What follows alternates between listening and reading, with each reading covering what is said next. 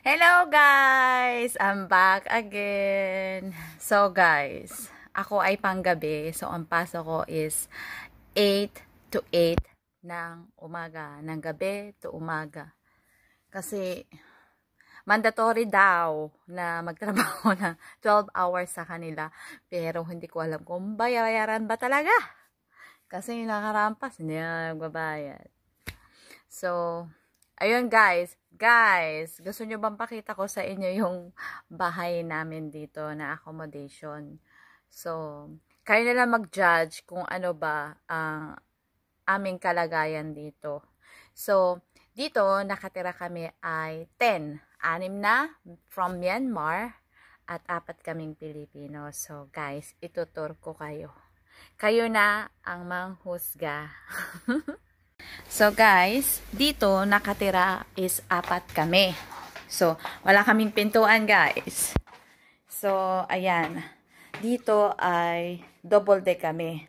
So, ako dito sa baba at yung isa si Gemma, siya si Angie at saka si Ivan. Pero natutulog sila sa baba. Parehas nagtatabi na lang sila kasi ayaw nila sa taas. So, ayan guys, dahil wala kaming kortina at nakakanat ang aming gamit. Guys, hindi ako nahiya ipakita sa inyo kasi ito ay totoong buhay. Ito yung CR namin sa sa kwarto. So, ito ang living room na ini-expect nyo. Hindi pala. Ito ang kwarto ng Myanmar. See? Walang pinto din. So, ayan. Dito. So, double deck. Hindi siya uso ng single bed. So guys, pagpasensya nyo niya makalat kasi ganun talaga. So guys, look! Hindi kami mineral water, filter lang kami dito. Hindi uso ata mineral. Char, joke lang.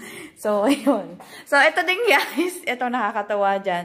Yung aming CR guys. Walang pintuan, diba? So, ayan. Tinakpan lang namin para may privacy kami.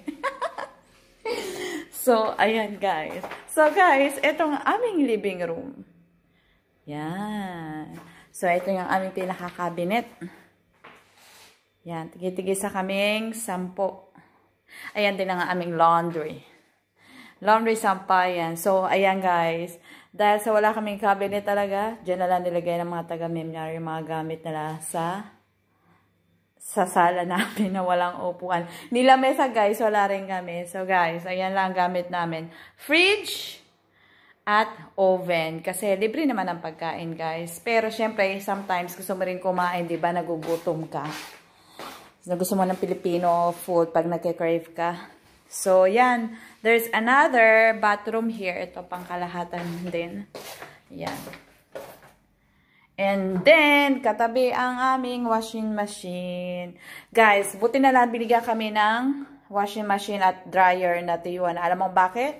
Kasi, guys, ayun guys, buti na may washing machine kasi isa lang peraso binigay sa aming uniform. Can you believe that? Kasi dito parang I woke up like this lang din.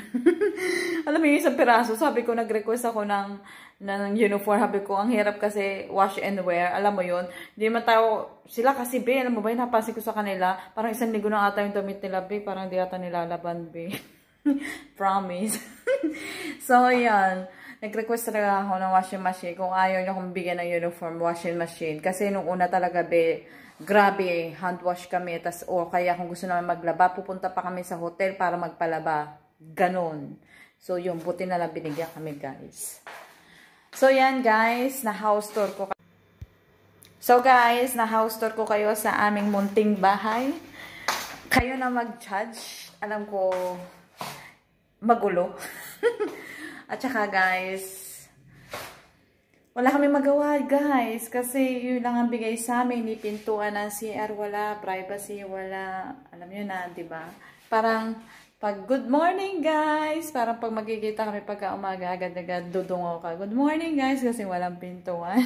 Pag nagbibis ka rin, open na open, diba? Ganun kaganda dito sa Albania. Only in Albania.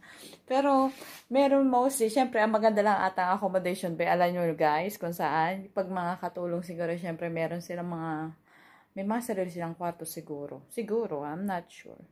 So, ayun guys, sana nag-enjoy kayo sa aking kaguluhang bahay na magulo. See you guys again!